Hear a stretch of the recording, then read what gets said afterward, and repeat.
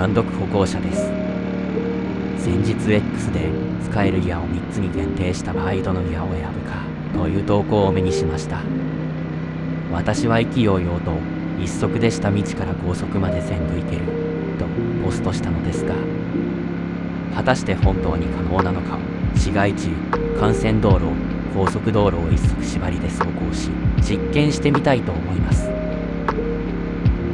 実際にはわざわざ実験をしなくても回転数からある程度算出することができます。せっかくなのでそちらの方法でも計算してみましょう。ここでは最高出力回転数を上限として計算してみます。アニガーレ V4S の最高出力回転数は 13000rpm で、ここからタイヤへ動力が伝わるまでにいくつか変速を繰り返しタイヤの回転数が決まります。アニガーレ V4S の各変速比はこちらです。最高出力回転数とこちらの変速比を元に計算するとこのようになります。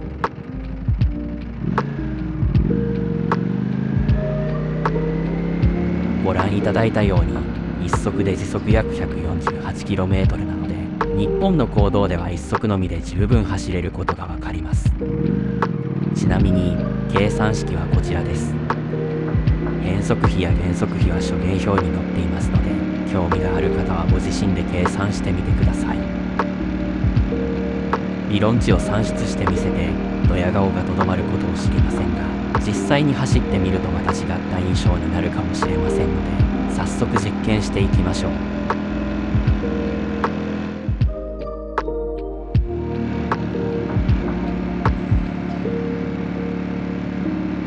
まずは市街地です。こちらは想像通りという感じですが、全く問題ないですね。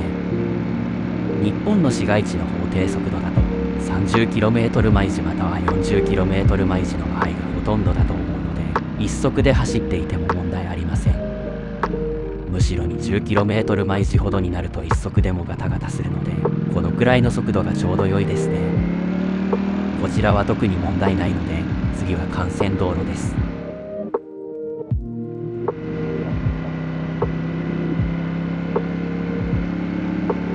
片側3車線の幹線道路にやってきました。幹線道路の法定速度は 50km 毎時または 60km 毎時くらいで、流れに乗るともう少し速度が出る場合もあるかもしれません。いかがでしょう。少しエンジンが鳴ってますかね。普段はエンジン回転数 4000rpm くらいで乗っていますので少しそわそわしますが、この時でもエンジン回転数は 6000rpm 程度なのでまだまだ大丈夫そうです。幹線道路もエンジンは鳴り始めるが大丈夫という感じでしょうか。最後に高速道路に行ってみますが、このように極端な使用方法を続けると車両にも良くないと思いますので、真似はしないでください。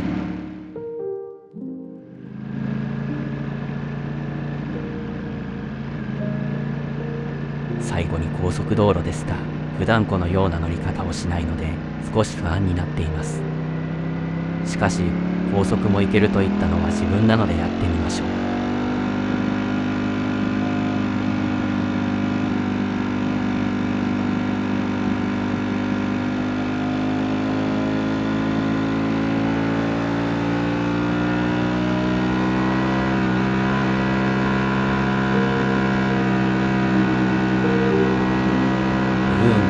なんとも不安になる音ですが、こちらの道路は法定速度が 80km 毎時で、前の車が 75km 毎時ほどで走っています。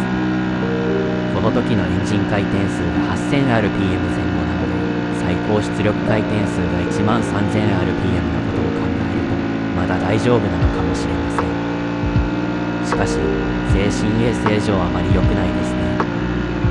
だが私にはまだやらねばならぬことがある。というわけで最後に追い越しです。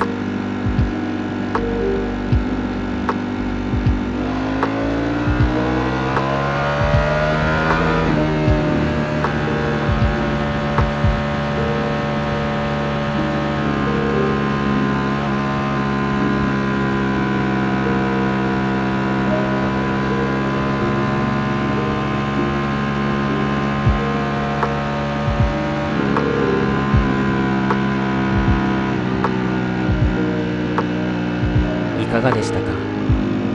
市街地、幹線道路、高速道路を一速のみで走った結果ですが、大型 SS なら一足縛りでもいけるが精神衛生上良くないという結果になりました。高速道路には 120km 毎時区間もありますが、計算上はこちらも行ける範囲なので、まあ行けるでしょう。と、本日はこんな感じで一足縛りでいろんなところを走ってみました。